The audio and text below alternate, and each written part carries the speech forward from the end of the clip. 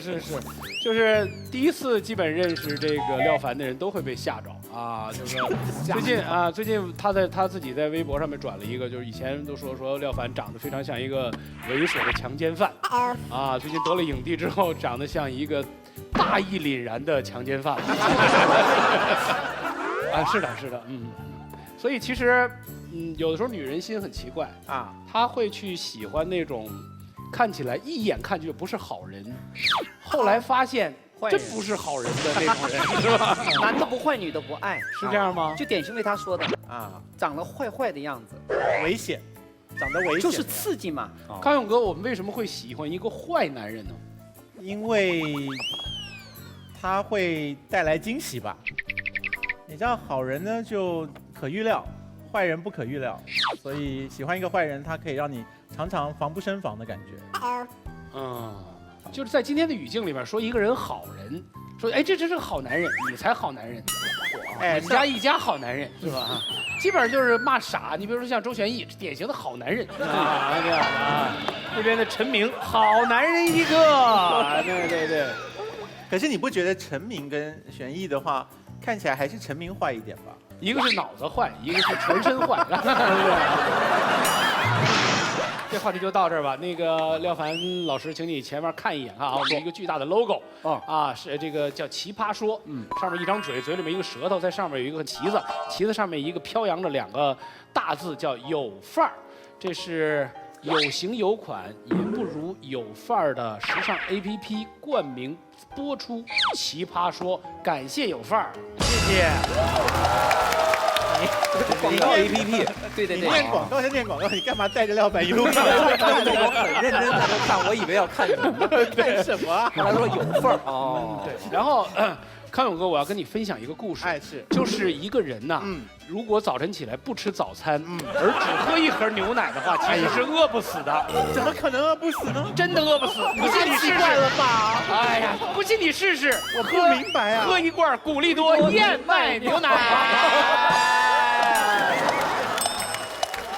你今天是一个人念广告有困难吗？真是，哎呀，谢谢赞助。廖凡老师，我们是一个严肃的辩论节目，刚才从开场到现在所录的这些都会剪掉的，我知道。对，所以我们现在就开始正式看一看我们今天第一个辩论题目。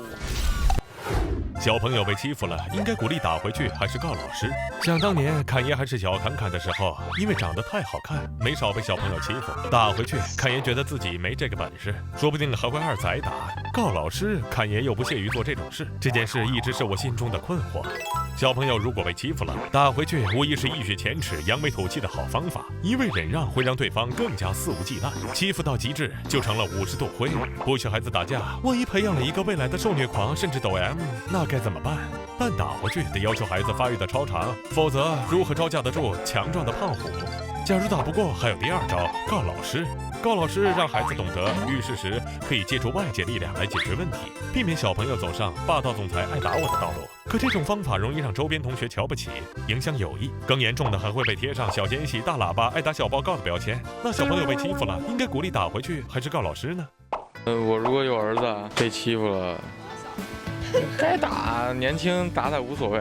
先打，打不掉就跑呗，跑不掉再告老师呗。打他，就是打，不要告。我肯定打回去了，打他，一定要打他。他打我就打他。可我小时候我是会揍回去的，因为小时候长得比较彪悍。可能尤其像我们2个比较有这样的经历，小时候会被欺负一下或者怎么样？没有，是吗？你都是欺负别人是吗？对，脑瘫。好了，我也是。所有说打回去的人是真的没有打过架的，打架和一般的嘴炮不一样，潇潇的嘴炮啪啪啪各种放，但真打他就哭了。艾丽肯定又是走什么社会正能量，你说她一当老师的，她能告诉小孩他们打回去吗？哎呀妈呀，真够可以。撕碎他！今天晚上我绝对要七夕，随便骑，让大家看一下，我这新疆这匹骏马是不能随便被骑的，真的。潇潇那身板撑不了，颠几下下来。那你觉得他们那边会骑谁呢？潇潇啊，潇潇。好，那如今你就骑潇潇吧。太讨厌了，因为就如今七夕我吧，我不好意思下手，你知道吗？好，我们题目出来了，小朋友被欺负了，应该鼓励打回去还是告老师？现场100位观众，红蓝键。红键是打回去，蓝键告老师，请表达你们的态度。按键。第2阶段大混战。比赛进入第2阶段，16名奇葩任意组合大混战，双方胜负仍由观众跑票数量决定。比赛结束时，团长从胜出一方选出1名最讨人喜欢的奇葩，授予本场 BB King 称号。失败的一方将面对精神和肉体的残酷惩罚。累计获得 BB King 次数最多的奇葩进入决赛。5、4、3、2、1。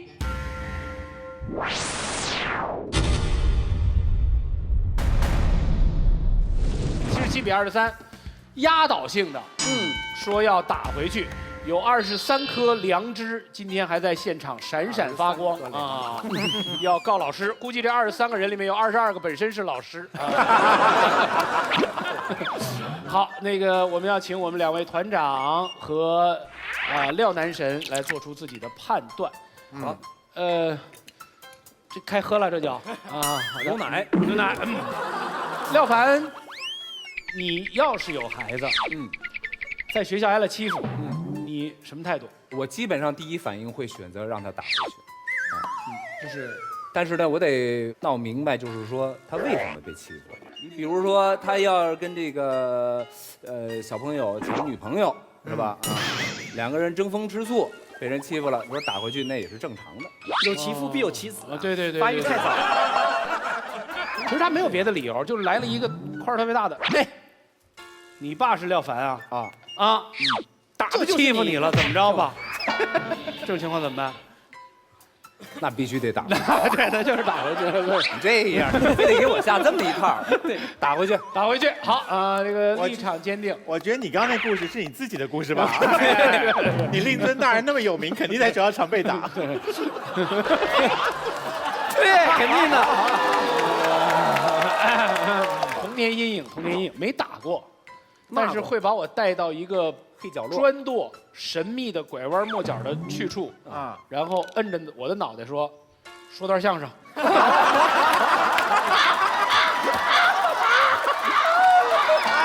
有过，太可怜了。有过，确实有。那个人，我到现在我都记得他的长相，真的，长得跟大兵一模一样。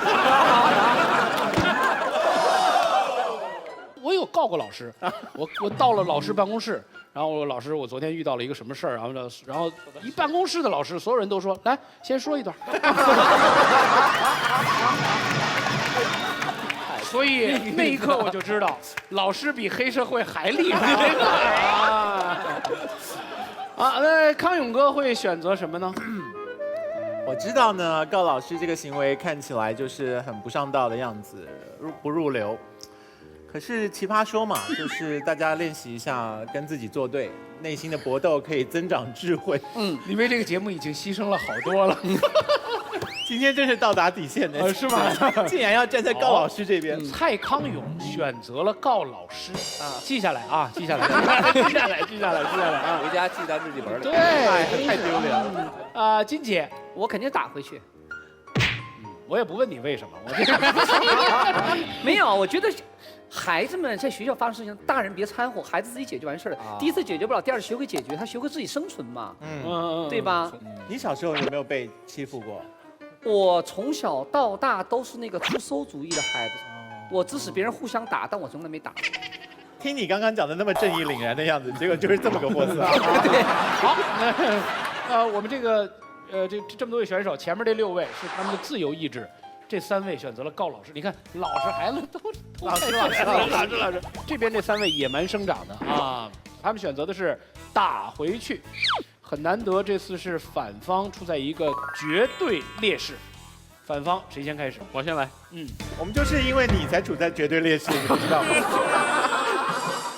打架，大家一想到东北，第二想到新疆，对吧？但是一个新疆爷们儿，今天说要告老师，你可能觉得怎么这么怪呢？那我来说一下。首先，为什么大部分人选择不告老师立马打回去呢？就是因为觉得不打回去怂呗，怂嘛。但问题是，打回去打赢了就是真正的威武吗？大家知道威武的武字怎么写？止戈为武，能够化干戈为玉帛的才是真正牛。小时候在新疆，我也算是比较这个弱势群体，经常被欺负。我记得当时我们有个恶霸，他说校园10公里范围内全是我的地方，我就被各种欺负。但是现在过去了20年，校园10公里范围内啊，对，学校10公里。你们是每20公里才有一个学校？对，比较稀疏，都是骑着马去的。但是这个哥们儿现在过了20年，他所牛范围还是校园10公里范围内，就那么点出息。小的时候很牛，长大就不见得牛了。所以小的时候打不回去，跟威不没有任何关系。当然，我知道大家大部分人不找老师，是因为我知道找老师没用。我今天要替全国将近1800万老师道个歉，因为我也是老师之一。我知道我们大部分老师还是解决问题稍微欠了一些，还没到那个位置。如果你去告老师了，那个老师去叫那个欺负你的那个人家长，然后你知道他叫完家长以后，那个人还是来欺负我，解决不了问题，所以你才不去找老师的。但是作为一个新时代的老师，我真的想去改变一下，请大家相信我们一下，我们这些老师群体。老师应该怎么去办呢？应该去教育那些牛学生，你身强大是不是？告诉你，蜘蛛侠一句话，力量越大，责任就越大，别欺负小屁孩，有屁用啊！或者我告诉你，辛德勒名单里面那句话，欺辱弱者不是权力的象征，你要学会保护大家才行。如果还是不行，我告诉你，在新疆怎么解决啊？新疆如果你真打，好，你别在下面打，我真有老师来，你们2个过来。我把拳击手套给你，来给我打，在这给我打，我当着面看着你，你是哪边的？没有打回去吗？就是我的意思是，打回去你也得先告诉老师说，老师不好意思，我要去打他啊，而不是自己打过去，因为你这手控制不了。所以你的观点是说要告诉老师我要打回去了，这意思吗？是不是说？没有，哎呀，这只是极端。你坐中间吧。对呀，就是没有极端情况，因为作为老师，我真的很害怕学生不给我去讲，大家自己去解决这个问题，万一出事儿了怎么办？是。作为我们成年人，千万不能给孩子灌输一个错误理想，就是什么时候只有打回去打赢，才能证明你不怂。真正的不怂是根本对他不屑一顾。今天我的孩子被欺负了，我说你给我打回去，你不打回去的话，你就是怂。那我的孩子假设把对方孩子打怕了的话，对方孩子会怎么说？他也给他爸讲啊，他说爸，今天我被欺负了，你也给我打回去啊。双方父母无限的循环，那直到有一方丧失战斗力，这事儿才结束。那什么是丧失战斗力呢？那就是打破了呗。很多时候我们把自己的虚荣当成了孩子的光荣，因为自己的一点点想法而耽误了未来孩子的前程。所以作为一个老师，我希望大家能稍微相信我们一点点，我们会把这个问题处理好的，好吧？非常感谢各位，谢谢。很有经验。好，齐溪了。好，首先艾丽，打回去。刚才艾丽代表新疆爷们儿，我要代表我们成都爷们儿说2句话。爷们儿，等一会儿，不要碰我，不要碰我。开始耍了。哎呀，好甜蜜啊！刚才艾丽说她要代表1800万的老师，但是我告诉你，其他所有的老师没有像你这么闲，给我们个机会。好，艾丽，那麻烦你来帮我解决一个纠纷。我现在相信你，范甜甜打我，好，你帮我解决一下。来，没问题，来吧，来，看你敢。好，艾丽老师，我姐姐，甜甜姐同学，还是要尊重。你为什么打潇潇？关你什么事啊？非常好，甜甜姐同学，非常好。你打他是不是感觉特别的爽？你问我妈呀？啊，你爽不爽？你爽你打我呀！老师你就下流！你打我行不行？你开口就跟我爽，我告你性骚扰！我告诉你，我就告校长。那你性骚扰他就不行，您不能骚扰潇潇。好，是老师。你不能骚扰。好，老师，我懂了。很明显，您的劝解是没有用的。那我再问你最后一个问题，你能不能当我24小时的保镖？甜甜不可能只欺负我一个人，她欺负了姜思达，欺负了博邦尼，你可以同时保护我们3个人吗？我可以把他制住，他镇住我学生，我各种。非常好，老师，拜托你帮我把他开除，然后开除之后你要保证我们校外的安全，你可以保证吗？没问题，可以啊，大家要相信教育的力量。所以刚才齐溪的重点是说，如果告了老师，老师就算解决得了一时，也解决不了一世，是这个意思吗？那打回去就解决得了一世吗？对。接下来你要听我们的观点啊，听他们观点。其实刚才这一幕啊，是典型的一个好学校的老师进入到了一个坏学校。这个反方非常软弱、非常卑微地阐述了他们的观点。我不敢相信他的结论是，拜托，恳求你们相信我们一点点。对呀，什么气派啊！好，来，正方第一位是谁？邦尼。今天特别紧张，因为廖凡是我的男神哦，我喜欢他10多年了，所以说那你够老，你说的我都紧张了。对，我特别紧张。然后要抱着你转一圈吗？可以吗？去抱一下，抱一下。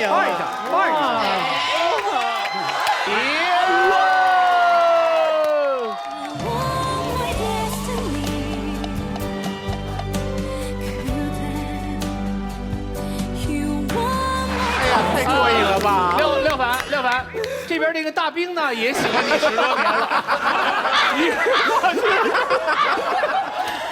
我已经45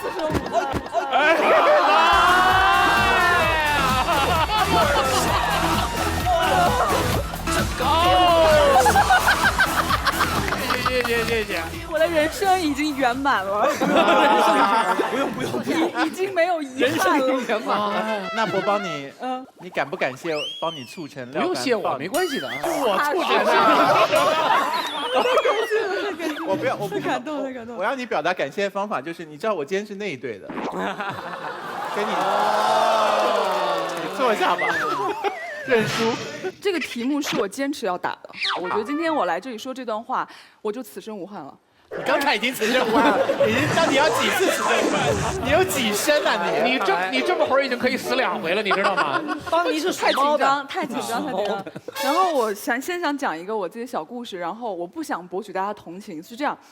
我前2年的时候参加了一次我们小学同学会，喝着大酒呢，我一同学跟我说邦尼，你还记得你小学的时候上体育课被谁打过吗？我当时一下就愣了，然后一下就哭了，然后那个眼泪就一直的流。我突然意识到，其实我是选择性的遗忘了一段回忆。我以前是一个笨手笨脚的小胖子，现在也是。然后那个时候，我有天上体育课，我们班的一个男生当着全班同学的面拿了一个篮球砸在我的头上，然后我就去告老师嘛。然后到老师面前，我想不到这个比我高、比我壮的男生哭得比我还大声，然后老师就各打50大板，就把这事给抹擦过去了。但是从那天开始，这个男生和他的男生小团体在每一堂体育课都欺负我。我就是一个软弱的人，一个逃避的人嘛，然后我就拒绝上体育课，小学体育课、初中体育课、高中体育课、大学体育课，一直到现在，我都是一个在别人面前做运动感到非常羞耻的人。我唯一能做的运动就是在家里跑步机。这么多年，我就在想一个问题，就什么样的人会去欺负别人？很简单，欺软怕硬的人。他去通过欺负那些比他更弱小的人，获得一种存在感，一种优越感，貌似自己很强大的这种优越感。所以说，他第一轮去欺负你的时候，其实他是在试探。他就像一个人走进了超市，看了一堆柿子，他在掂量哪个柿子最软，我就要戳你，我就要吃你，我就吃定你了。然后我又想到第2个问题，就是那欺负一个人是什么感觉？很简单，你越害怕，他越兴奋；你颤抖，你恐慌，你求饶，他就更爽。如果现在我能够穿越回过去，去对那个很小的我说话的话，我就跟他说：你一定要打回去，你必须打回去，你就是咬他、踢他、去挠他，你必须打回去。我们不是要打败他，我只想他证明我不软弱，你不要再欺负我。我想向他证明，你可以打我现在，但是我不会让你爽到，我会把你拖在泥巴里跟你一起打滚。你打我没有什么好风光的，你也很狼狈。而且最重要的是，我要向我自己证明，我不是一个软弱的人，我不是一个好欺负的人。因为比一时的肉体的疼痛和心灵的屈辱更可怕的是，就是你会带着这个屈辱的回忆一直活下去，直到你变成一个真正软弱的人，一个总觉得自己有什么问题的人，一个到了新环境里身上还打着我好欺负的那个烙印的人。不要这样，打回去啊！你就要勇敢的去反抗啊，要变得强大啊！当你去告老师的那一刻，你已经放弃了改变自己的这个权利了。你为什么要告老师？因为你希望得到庇护嘛。你希望你什么都不用改变，老师去改变这个同学，老师去改变这个环境，你什么都不用做，对不对？但如果你选择要打回去的那一个时刻，你就已经改变了。第一个，你认清了这个现实；第二个，你开始要武装自己。善良是很珍贵的，但是如果善良没有长出牙齿来，那就是软弱。痛苦本身并不是财富，但对痛苦的反思是财富。被欺负本身也不是礼物，但是对被欺负的那个反击就是礼物。你已经被欺负了，就一定要打回去，把这份屈辱化成你人生的礼物。好，漂亮，漂亮。好了，没有想到一个人居然在3分钟内能实现2个一生的梦想啊！是，对，这爽了吧？对，好，再也不要说话了。还没有什么可变的了，蔡团长，要不然今天就到这儿吧。超级有可变的啊，是吗？我只是不想要抢了他们的话说，我知道他们一定能够反击的。OK， 好，反方哪位开始？打回去啊！谁呀？永开，永开，你这个样子像能打回去的样子吗？就是不能随我选择里啊。听得邦尼说的很感慨，因为我记得我小时候也是被欺负的。坦白说，在每个人的记忆里，自己都是被欺负的。大家有没有觉得很微妙？为什么我们从来不记得到底我们欺负过谁？因为孩子会选择性遗忘。所以我跟大家讲一个故事，大家都看过哆啦 A 梦对吧？那哆啦 A 梦有一个人叫做大雄，经典的怂货。在小叮当出现以前呢，他的人生超级的可悲，每天被胖虎逼着抢玩具，再不然就是打他，再不然就是逼他听他的演唱会，再不然就污蔑他喜欢他妹妹。大家发现没有？大雄的人生在对方的眼里超级怂，直到小叮当出现以后，他开始有各种道具打回去，一下子缩小，一下子放大，一下子缩小，一下子放大。胖虎被玩得超惨，可是。你那是什么道具啊？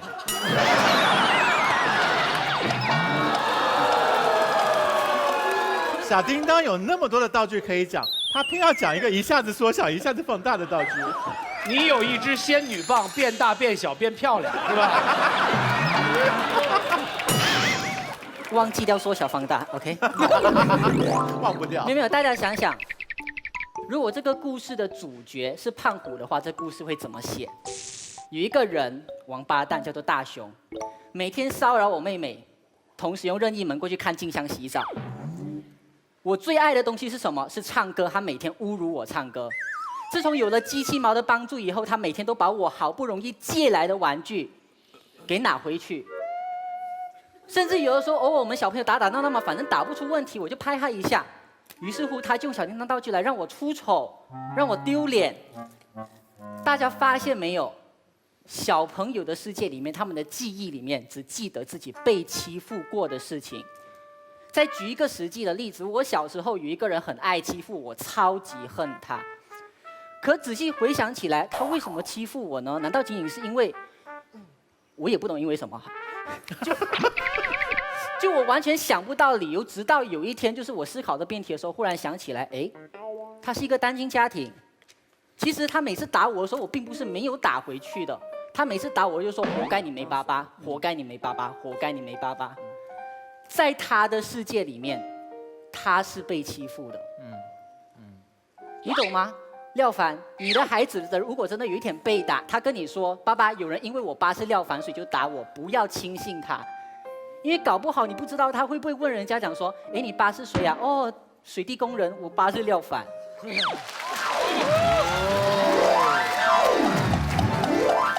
孩子告诉你他是被害者，不要相信他。他可能被害，可是他至少也有可能不是单纯的被害。所以孩子是分不清道理的。这时候我们要怎么样？让一个懂道理的成年人，例如老师来教育他，告诉他什么是道理。胖虎，不要欺负大雄。你知道，有的时候你的力度在你眼中是小，对大雄来说是大。大雄，你不要歧视胖虎的唱功，因为有些人他就是喜欢，哪怕他做得很烂。这是一个好老师，懂吗？虽然有一些老师做得不好，可是不要放弃去告诉老师。就好像有一些医生医得不好，你不可能因为医生医得不好就乱吃药吧？所以我们告诉小朋友要告老师，不是让他们怂，而是让他们懂道理、学长大。你们告诉我们打回去，不是你们勇敢，而是因为你们不想长大。谢谢。哇哦，大逆转啊！嚯，你意识到这是一个多么强权的比赛现场了吧？对，语言就是力量啊！好，潇潇来吧。首先，第一个问题，你刚才说现在小孩油嘴滑舌，很有可能我被打了，但我先犯的贱。那我们千万不要相信小朋友。那我作为老师，那我怎么评判到底谁是谁非？如果这个小孩这么喜欢说谎的话，那告老师有什么用？这第一个问题。第二个问题，你刚才举了小叮当的例子，但是试想一下，如果小叮当鼓励大雄说：“大雄，我这儿什么都没有，你去告老师吧。”说真的，我们看不到几百集的哆啦 A 梦，因为一集就完结了，没有人愿意再跟大雄做朋友。好，我来解释一下，其实刚刚大家我们的票数为什么会这么悬殊？有70多个人选择要打回去。其实如果真的这件事情发生在你身上，你真的被欺负的话，我相信现场有些朋友是不见得当机立断会打回去的。你们懂我什么意思吗？为什么大家还是选择了打回去？是因为大家觉得告老师是一种非常龌龊的行为，大家觉得很不耻。如果我选择了告老师，我很丢脸。我们中学的时候，我们初中班主任也是不知道作什么妖，弄悄悄话信箱。好。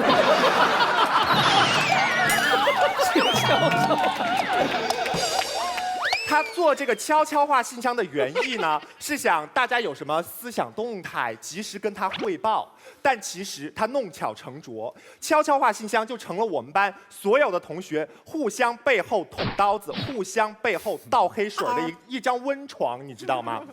这个时候，我们老师就经常会找一些同学去谈话，然后那段时间我们班上人心惶惶，而很快悄悄话信箱就被取缔了，因为在悄悄话信箱的背后，我们班的施暴行为更加严重。你们知道为什么吗？因为我欺负了谁，我很清楚的知道，老师为什么找我谈话，我很清楚的了解。在我们的学校，我们不打勤的，不打懒的，我们就打爱告老师的。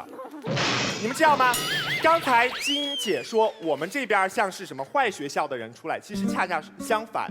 像我和思达是属于从小就娘的比较彻底的男生。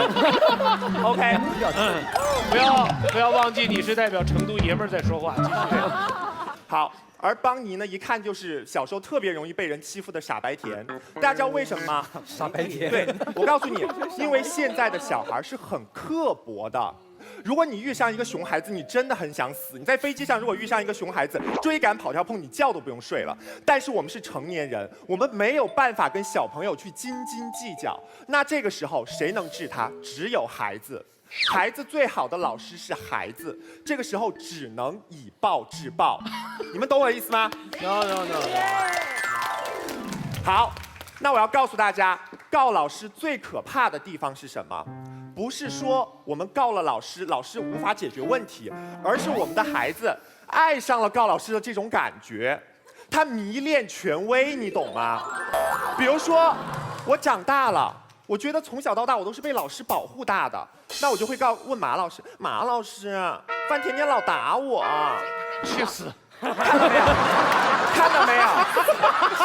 这就是我领导对我的态度。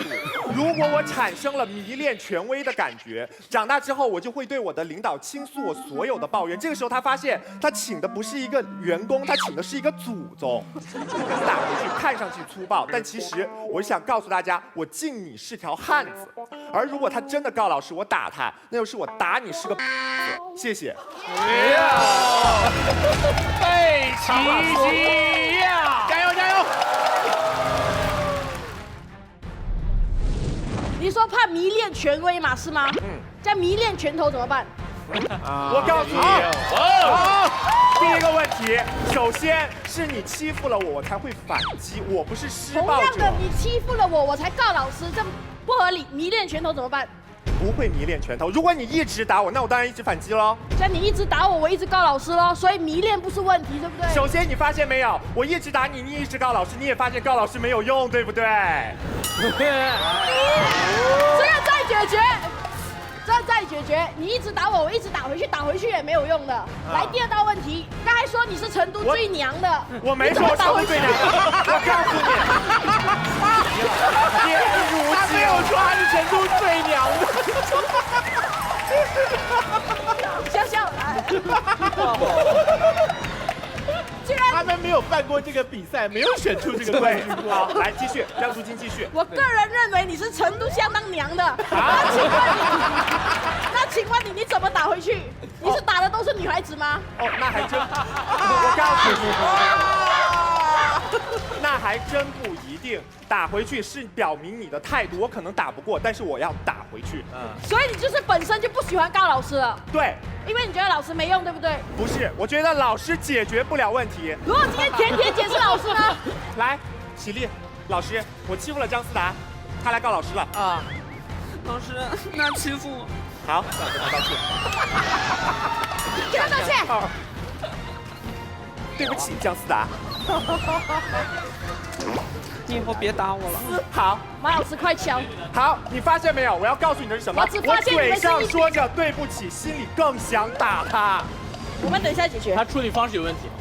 刚刚那2个孩子是怎么回事？中华女子学院。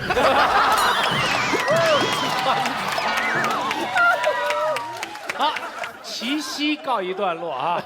现在反方第3位如晶阐述自己的观点。其实刚才从一开始到现在讲到现在，只唯一一个问题而已，就是他们每次告的老师都是一些很怂的老师，有问题的老师，像艾丽的老师，解决不到问题的老师。如果今天找一个强悍的老师，会解决问题的老师，那就没有问题了嘛。所以是老师出现的问题，不是告老师这个行为出现的问题。这是第一。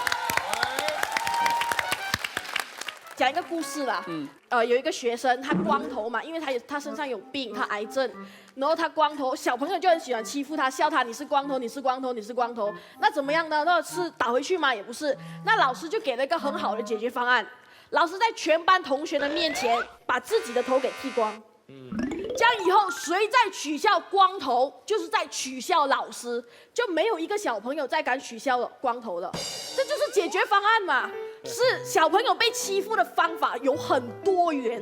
如今的意思应该是老师用这个方式让同学们知道嘲笑光头是错的行为。对。后来他们欺负胖子怎么办呢？他们欺负胖子的话，老师会劝这个胖子减肥，这样子别人就不会欺负你了。你以为我会讲叫老师吃胖是吗？会反摆一道吗？用多元的方法解决问题，所以说告诉老师，老师可以给一个更好的解决方案，比你每次打回去，然后他又再打回你，你再打回去，以暴制暴，这解决方案不好。而且很多人以为小孩子打打闹闹打不死人，其实是错的。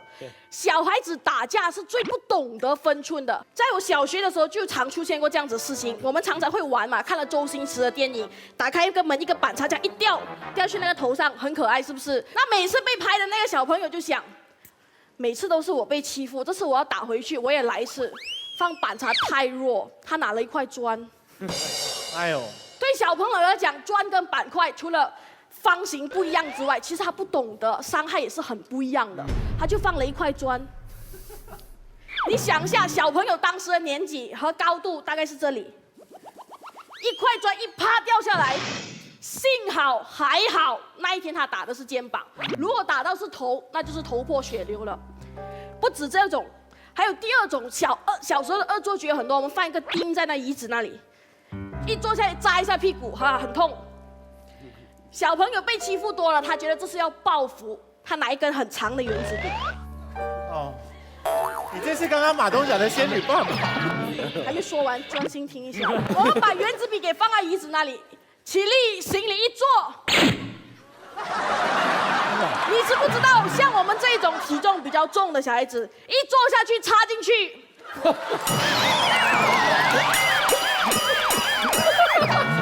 想到都痛。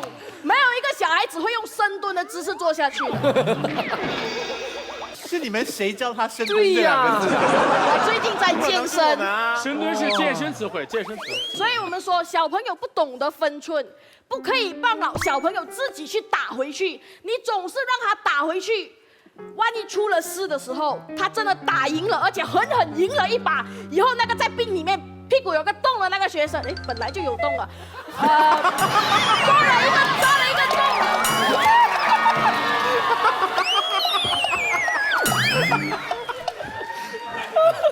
所以不要让小孩子打回去，有时候打回去意外发生的会更严重，到时你后悔就来不及了。谢谢。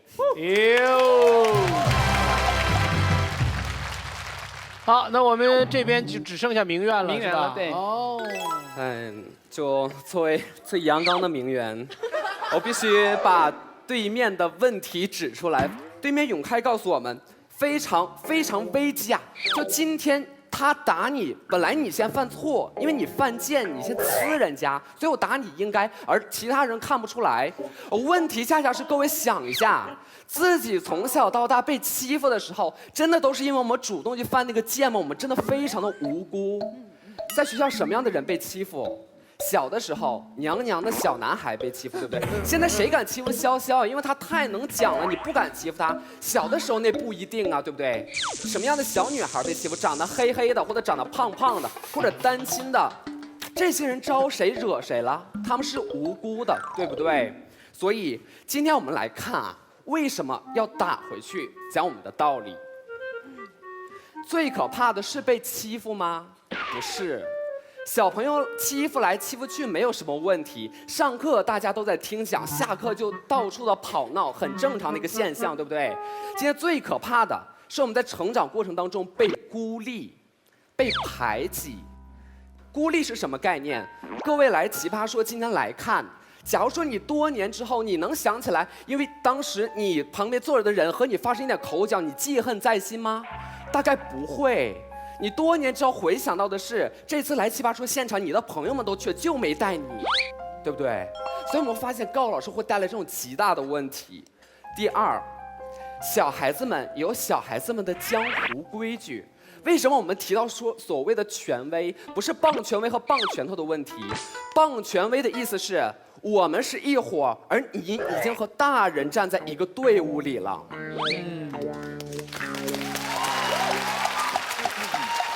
小朋友们一直在玩嘛，今天你打一下，明天我打回去，而高老师就是自动的与所有小朋友们为敌。为什么我们总是给那些人外号，叫做什么？在东北话里叫欠儿灯，对不对？对，典型的嘛，太招人讨厌了。所以我们都不再和你玩了。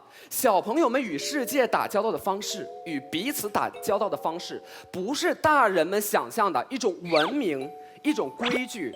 我们长大和彼此打交道的方式，往往充斥着一点点蛮性，是不是？而在打回去的过程当中，我们形成了我们对彼此的、对同伴的认知。而今天高老师，你只不过是在放弃自己的童年而已。所以啊，小孩子打打闹闹非常天真可爱，没有什么巨大的问题，不会都像对面颜如晶讲的，今天就立一个这么长的原子笔让你做下去，把这件事情太妖魔化了。这件事情放轻松，只不过让你希望你能拥有一个和同龄人一样的无所谓的快乐的成长的童年。好的。我们发言是根据老师的能力来进行区别的。来，那个如晶先说。他说了这么多，就是孤立。为什么打小报告告诉老师的同学会被孤立？因为你们。是因为你们在座各位都说直接打回去就好，不可以告诉老师，是因为你们在传递告诉老师是一个错误的观念，所以他才会被孤立。说得好。如果今天我们成功的传递了一个信息，叫告诉老师找一个正确的解决方法，大家以后都告诉老师的时候，打回去的人就是被孤立的人了。是的，好，这边来讲，好，这点很有力哦，告诉我们今天我们要把告诉老师的这种观念深深植入到我们主流的同学的心中。但问题就在于，小孩子他们的社会秩序和成年人之间的社会秩序完全不一样，你没法进行这样的交流。大人我们知道男女授受不亲，对不对？但是我们不会真的说。除了一些成年人之外，绝大多数成年人认为男女授受不亲。但是你不会看到说小男孩和小女孩他们在一起当街牵手的时候，你拽过来那个小姑娘说你这个贱，对不对？不同的世界有不同世界的运行逻辑，所以你这种观点的灌输不会发生任何的作用。好，谢谢。来，马薇薇。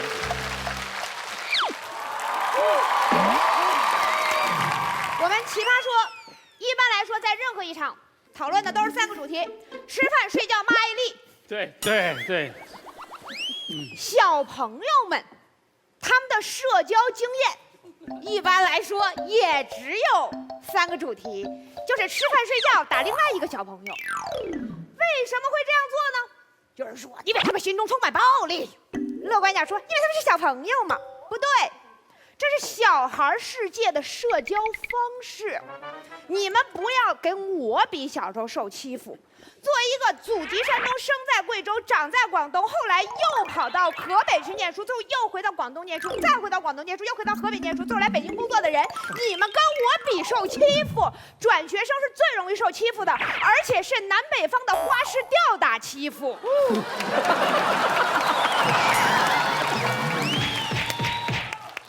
惨痛的童年经历，能有我现在这么变态吗？你是百炼成钢啊！对，我百炼成变形金刚。这个时候，我们今天要探讨的是什么问题？你们有没有发现，成人的世界，它有一样东西去约束，叫什么？叫法律。可是小朋友，我们今天讲的肯定是14岁以下的了吧？对不对？好，他们是不受法律管制的，因为他们是无行为能力人。这个时候，我们今天两边要争吵的是什么？到底是让这些小孩子们按照他们的动物性去野蛮生长，期待他们满18岁那一天，咣的一声，就遵纪守法了，就不野蛮了，就不社会化了，还是希望在他小的时候就有老师教书，不仅仅是这样，还要育人呐。所以，当法律缺失的时候，教育就是规则。今天我们不要看到小孩打架的时候就说那是小孩的事儿，让他们解决去吧，也不要让小孩在飞机上大声喧哗地说他还小，由他去吧。你让他一去18年，18年后不是进监狱就是变混蛋。秋晨。好，一个个来说，来，马薇薇，你也知道，我们不是每一个人。你双手拿2把菜刀干什么？放下。打回去嘛，要显得气势一点。好，不是咱们每一个人都是茹毛饮血到18岁当下成年的，但是我们每一个人都是听着教导，同时在下面打着架，潜规则和明规则共同碰撞。18岁，我们成年了。好，如今是个好孩子，没问题。他跟我们说，小孩子不懂分寸，是的。小孩子欺负别人的时候，一开始也是试探性的。如果你不尽早的制止他，就会出现你说的这种没有分寸的情况。没分寸的这种情况，不只是会出现在打回去的过程当中，更会出现在打过来的过程当中，对吧？好，小开说什么？小开说，你被欺负的时候，有些时候你想一想，其实你有时候也在欺负别人啊，说的实在是太对了。所以，为什么你告老师，老师也分辨不出来？我们不想为难老师，小朋友说话有极强的主观性，老师也不是24小时能盯着他，他怎么能分得清楚是非呢？好，分不清楚是非的时候怎么办？一，像艾丽那样子，所有人抓起来一起讲道理，好，没有用。第二，就是像刚才邦尼说的那样，各打50大板放回去。可是那个告老师的小朋友会怎么想？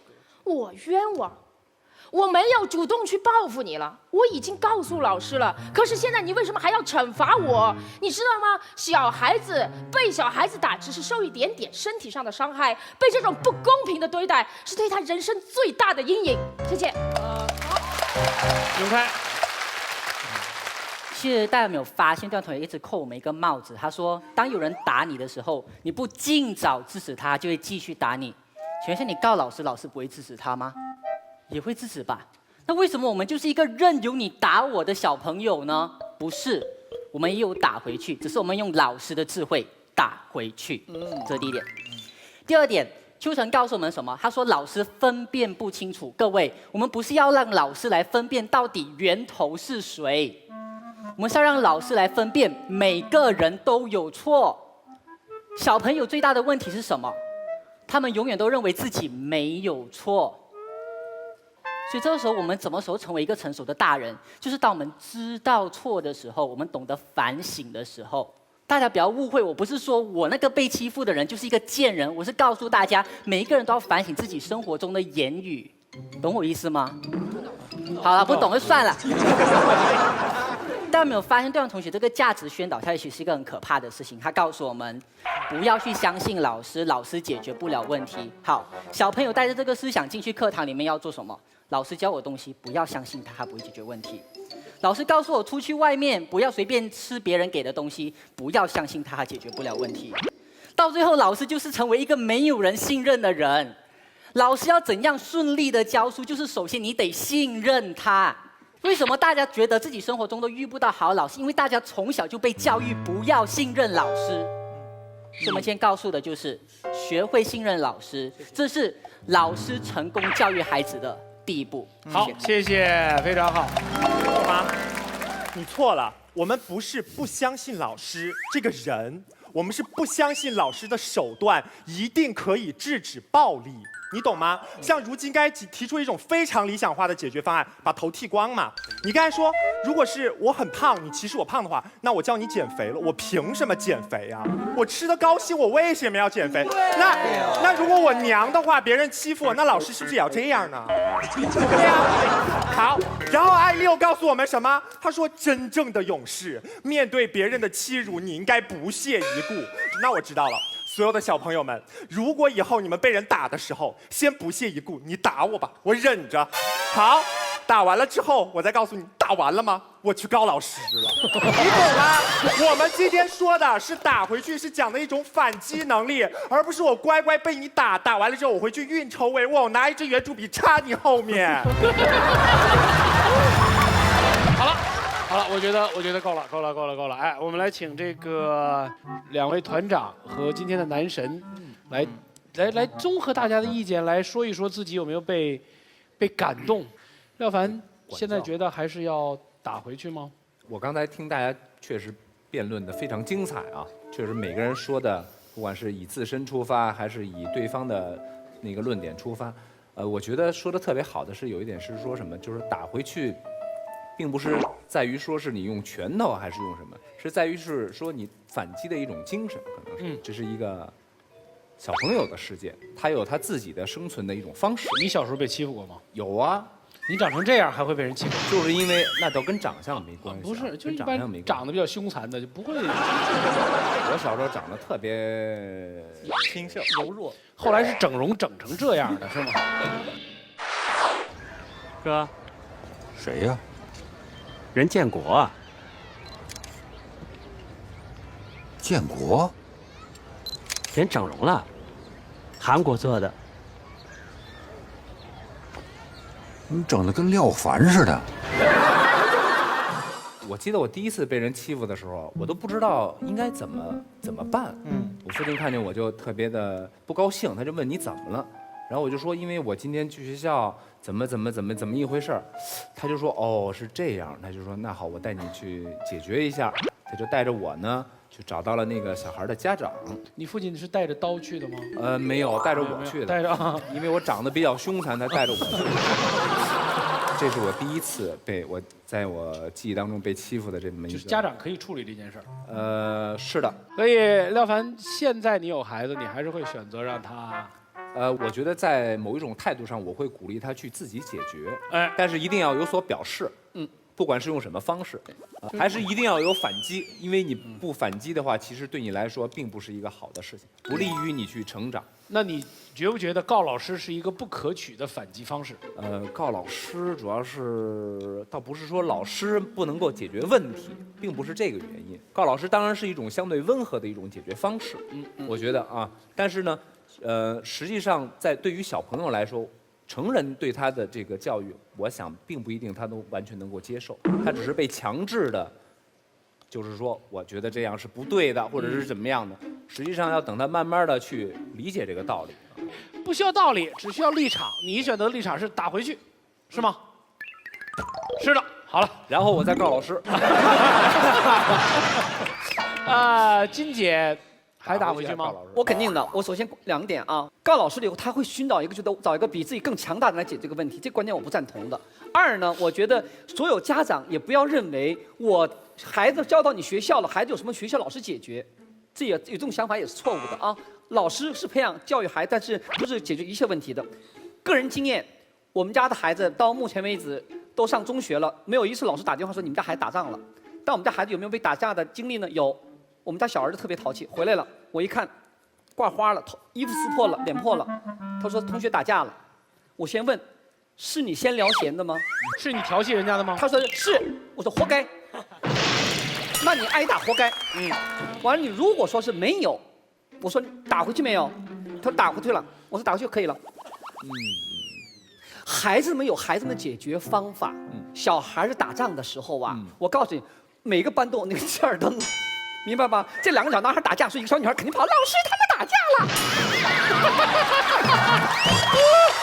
切尔登，没错，就是轮不到你自己告。对，根本不用你去告老师。而且很多的时候，孩子打得比较挂花了，见血了，把那个父母叫来了，一看一个父母跟那父母猛着道歉，那个父母猛着赔礼道歉说，那2个孩子在操场又玩起来了。所以说让孩子们解决好了。有一次我带超市去买东西，我在这边挑东西呢，我儿子在超市突然拿了个儿童的小推车，这时候上来一个比他大1、2岁吧，我儿子6岁，那可能7、8岁，这是我的车，梆就给我儿子一巴掌，我眼看着儿子挨了一个耳光，我在旁边一看，这东北娘们差点把东西一摔，嗷就上去了，你敢打我儿子？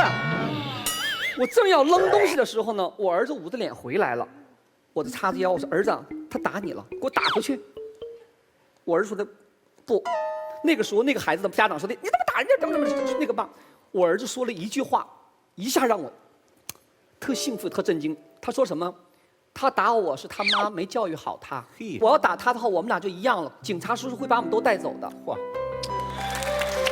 我跟你讲，你儿子太会拍马屁了。没有，我平时在和平的时候，我给他说的一些话，在他身上起作用。我心里有点不甘，毕竟看自己的儿子挨了一巴掌，但是我心里特别高兴。面对这个问题，他有他这种理性和理念，一个6岁的孩子能解决。好了，我不担心了。这是我的经验之谈，我还坚持在我这个角度上。如果是我的孩子犯错了，你挨打，你活该。你凭什么逗人家？所以这样。金星姐真的是用生动的故事告诉我们，她的主意是经常变的，啊，就是这个立场的变来变去，这个完全看心情啊。那我们听听蔡团长的吧，蔡团长是一个有主见的人啊。听完金星老师之后，常常觉得好像他已经帮我拉到票了的感觉。我们中国人为什么那么喜欢看武侠小说啊？因为武侠小说很简单，它是一个靠力量解决问题的地方，谁的武功厉害谁就赢嘛。降龙18掌打败了桃花岛的掌法，降龙18掌就赢啊，这有什么好商量的？所以武侠小说特别让我们读者感觉到，心平气和、干净，就是原则很简单，很好 follow 啊。那我们中国人活在武侠世界当中吗？没有吧？你在电影院排队的时候，有人插队，郭靖会出来赏他一个降龙18掌吗？不会啊。有人在地铁上大小便，黄蓉会出来拿打狗棒法打他吗？也不会啊。我们陶醉在武侠小说世界里面，因为它不会发生在我们的真实世界当中，它是我们逃避的地方。我们相信力量，就是因为它虽然单纯而美好，可是它不在我们的现实世界里面。我今天参加奇葩说会第一次的要开马东一个玩笑呢，我开过你很多玩笑，可是今天要开的玩笑是关于你询问问题的方法，就是马东一开始就问了这些大人，说你觉得小孩打架了要不要打回去？他不是问小孩自己，他问大人哎，这里每个发言的人都是大人，包括你们按钮的100个人都是大人哎，所以大人是什么？大人就是老师的世界喽。你们都经过文明的洗礼，你们都知道遵循法治的优点，所以你们根据这个判断，你们根据种种教育的原则，然后你们决定告诉小孩、告诉老师或者打回去，那都是大人讲的观点。所以马东老师一询问了大人的观点之后，再来问这一队的人，而这一队人说小孩有小孩的世界啊，我们大人不要掺和啊，这些大人就在里面掺和着。是大人的价值观在鼓励小孩子，你应该打回去，你要有反击的力量。当博邦尼在小孩子的时候，他可想不出这些道理来，他活在一片混沌之中嘛。因为我们是小孩子，我们怎么想得清楚呢？我们看哈利波特的时候，哈利波特本人没有被班上的坏同学欺负嘛，欺负死了。他没有爸爸妈妈，血统被质疑，所以老师要保卫他那个好的几个知己，他要跟坏同学起争执。我们这些读哈利波特的人，难道不希望邓布利多校长出来魔棒一挥就把这些坏同学统统给治了吗？我们希望，可是校长有校长的智慧，所以邓布利多校长呢，有的时候管，有时候偷管，有时候不管，有时候送你一把宝剑，有时候派一个幽灵，反正就是做各种事情，他就是不出面来替你处罚，他要小孩子自己锻炼。可是老师是昏庸的吗？老师不知道发生什么事吗？老师知道。哈利波特里面的魔法学校被我们当成是最可爱的学校之一，里面有坏学生，有好学生，有坏老师，有好老师。所以我们其实对老师对好的教育是充满期待的。我们不能因为真实世界的教育制度没有用，结果我们就把它打到谷底，说这是一个不可信的制度。我要特别提醒的是，潇潇如果私下跟我们做朋友，我们会是好朋友。他是一个坦率可爱的人。可是潇潇刚刚讲了一件我非常害怕的事情，就是我们大家一起来打那个告老师的人，他设立了一个黑帮的规矩。如果他跟他班上的同学，大伙儿都一起号召说，谁告老师谁就是王八蛋，我们就打他个死。这个价值观散播出来，最后会变成什么东西？就是我非常恐惧的，叫做私刑，叫做我们在网络上面看到的霸凌。你知道我们这些公众，我们在座这4个人，我们在微博上不会被少骂的。有多少人喜欢我们，就有多少人讨厌我们。讨厌我们的人会用多少方式在我们的留言板上面羞辱我们，用最脏的话骂我们。上网的人可能是个13岁的小孩子，他懂什么？他用最肮脏的话说，他不知道那个对我们的伤害有多深。可是我们会忍住，就是我们千万不要把他的名字亮出来，让他被逼迫他的账户关掉，让我们的粉丝全部到他上面去，把他的版页给刷了，然后让他活不下去。我们不会干这件事情，因为我们是大人。我们知道你号召大家一起来欺负一个人，不管这个人做了多么不对的事情，这就是私刑。所以法律是一个底线，它保障了我们不会因为我们各自的价值观而约好了我们大家一起来欺负某一种人。所以如果我今天敢站在告老师的这边，不是因为我认同告状这个行为，可是因为我恐惧私刑这个行为。所以我同意刚才廖凡所说的，培养还击的力量，可是也要培养还击的智慧。我们要相信大人的教育，然后在这个教育当中，我们今天教了几件事情。我们相信反击是必要的，我们相信反击的力量，可是我们要相信反击的智慧。而这个智慧当中，如果有理性的、和平的解决的方案，我们就不需要用还手的方法来打回去。好，谢谢。